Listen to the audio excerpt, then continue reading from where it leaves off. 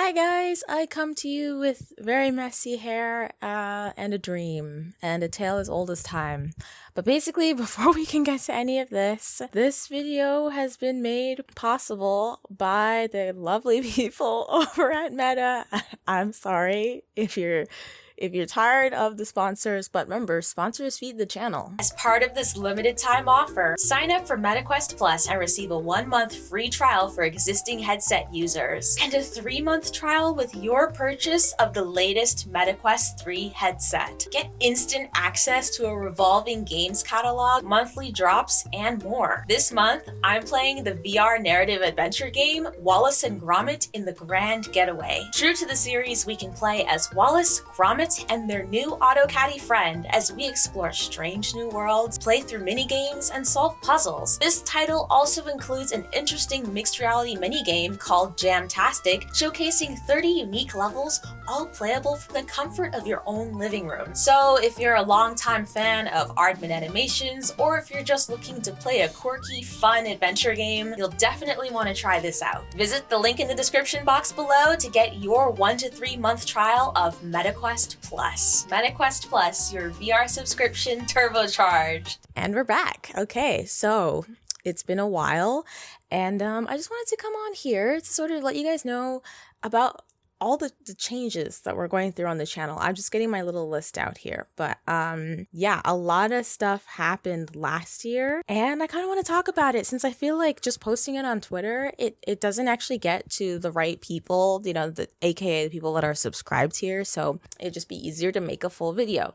So last year, if you noticed, in terms of Tales of the Lost episodes and just like probably uploads period, there was some I was lacking in that department a little bit. I did post things, like there was the part 3 of the Saint Seiya documentary, there was the mini doc about the lost Sailor Moon voice actress, there was a few things sprinkled here, and then there was even the Vault mini series, but it wasn't as consistent and like as hard as I was going the last 2 years before that. And that was because I made the decision at the beginning of last year to get into voice acting and acting, and holy wow, it's wow.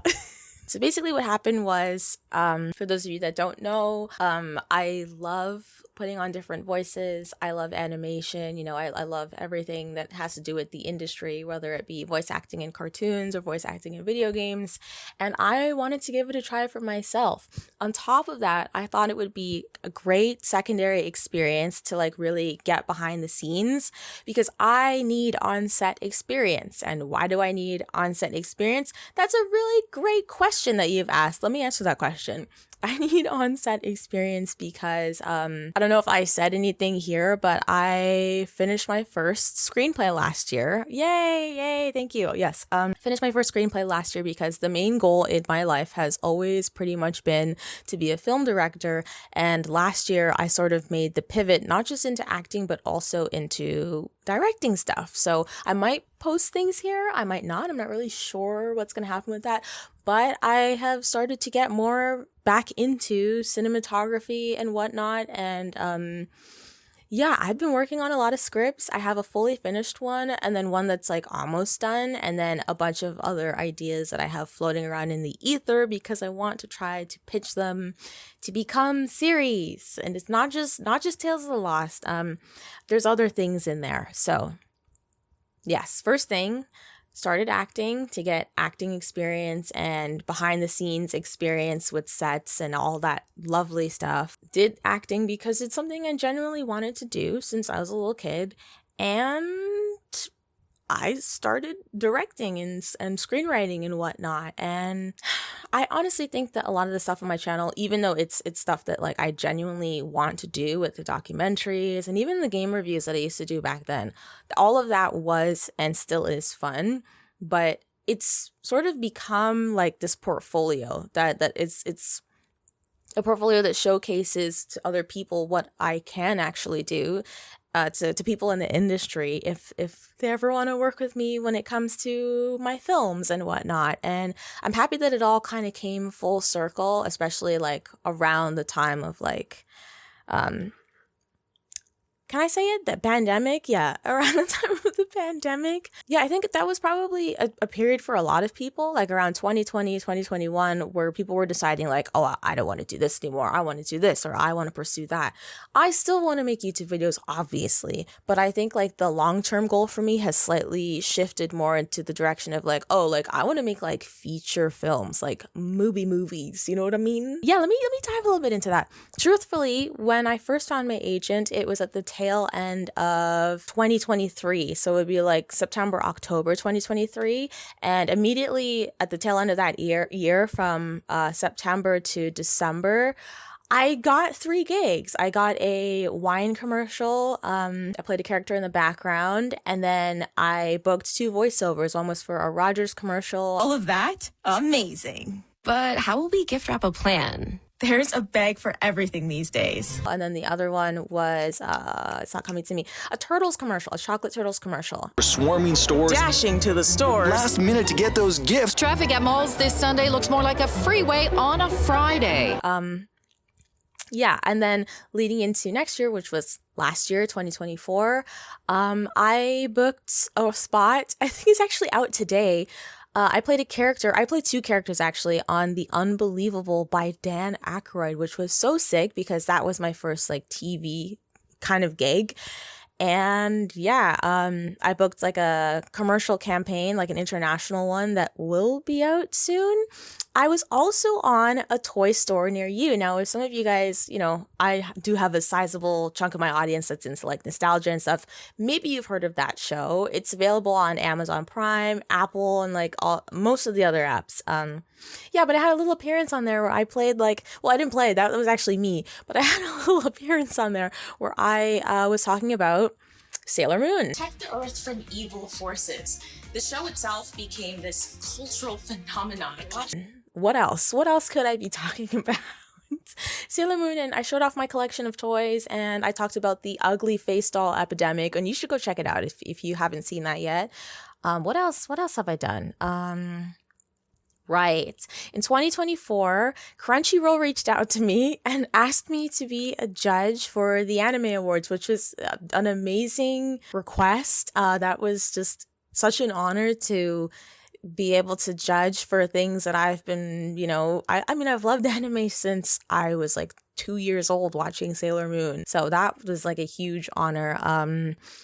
I'm trying to think. At the beginning of 2024, somebody reached out to me to have me contribute my thoughts on like lost media, found footage, and all that sort of stuff for an academic journal. Now, I'm not sure when that comes out, but once it does, I'll make sure to let you guys know. But yeah, there's just a lot of cool stuff happened last year, okay? And I'm starting to forget, so I'm going to check the list because I know I'm not done. Oh, okay. Here's another one.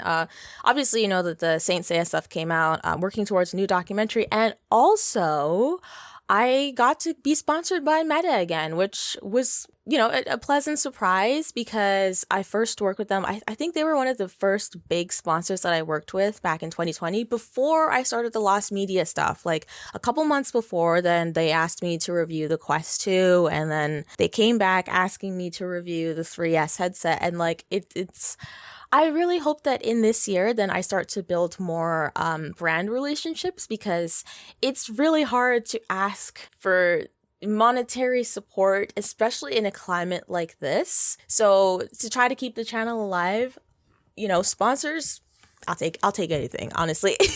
Give me like the Dollar Shave Club or whatever it is, or the manscaping thing. I'll do it. I know how to frame a good commercial, okay? I feel like that's probably the better way to go here on out, rather than being like, you know, pushing so much for community support. And I don't mean that in like a weird way. I just mean like we're going through like a recession right now, and I know it's incredibly difficult for people to even donate things like $5. Like it's just not really practical right now, and I don't want to put that pressure on my audience. So if you see me like if you see me being sponsored by something that seems a little bit outside my window, but it's still ethical, you know, let it be.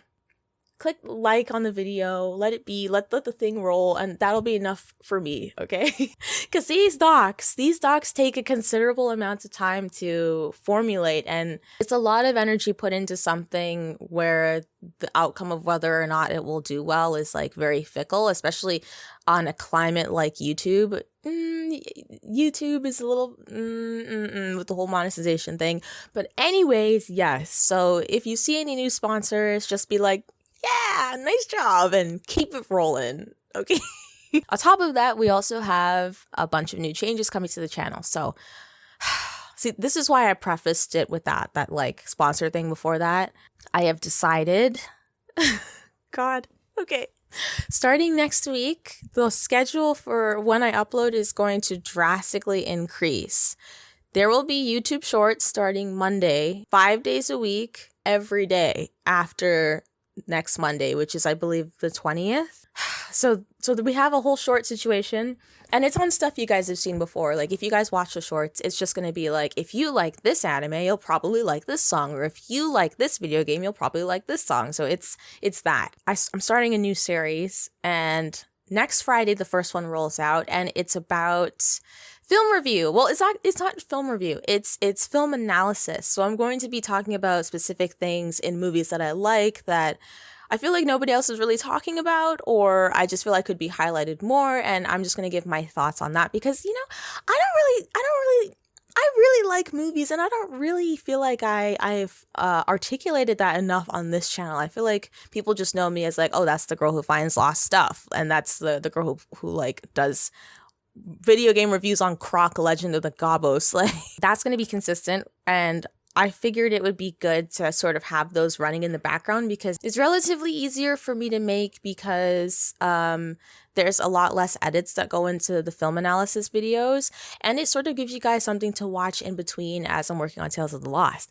Now, as we get to Tales of the Lost, last time it was more or less that a new documentary would come out every 3 months.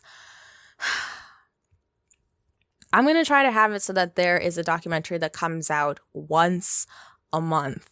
But that might mean that I won't be able to find things in that documentary. And I know like a lot of people that do lost media stuff don't actually find things. Like they don't actually like get to that final step in one single video. It's usually like in like a 3 or 4 part series, or like they just never find it. But like I've had, ever since I started with the Mean Girls game, the Clueless game, the Sailor Moon Lost live action, the Saint Seiya stuff, like it's created this like amplified perfectionism where I'm like, you cannot make a lost media video unless you find something in that video. And this year I've decided to be a little bit nicer to myself, okay? Because if everyone around me is like just making lost media stuff for fun, why the you know what I'm saying? Like, I do have fun with it, but then I go like in turbo mode where I'm just like, no, but if you don't find it, you're a failure, and like fuck you, you're a failure. You know what I mean? And I don't want to have that. So I don't think I ever said that out loud, but yeah, I'm gonna be nicer to myself. And also, I'm gonna start live streaming. So if you guys want to watch me play Among Us with a group, or other games, then you can stick around for that because that's coming soon. I've decided to become social again. So I mean, I guess that's all I really wanted to say in this video. I love you guys so much. Those of you who have stuck around to support the channel through and through, always making sure to watch every episode, even though it's just filler or it's the main thing. Like, I want to thank you guys so much for that because it all started here, you know? And I'm really excited to see what's going to happen in 2025. And I actually do have an announcement, something that I learned at the end of 2024 that I can't talk about yet. But I'll make sure to announce it in a video. Also, God, when you become an actor, there's so many things that you see behind the scenes, like in terms of gaming and other stuff. And just, wow, auditioned for a Nintendo commercial. That's all I'm going to say. That's all I'm going to say. Anyways, guys, I love you so much. Thank you for watching this video, and I will talk to you guys on Friday, actually, next Friday. Bye.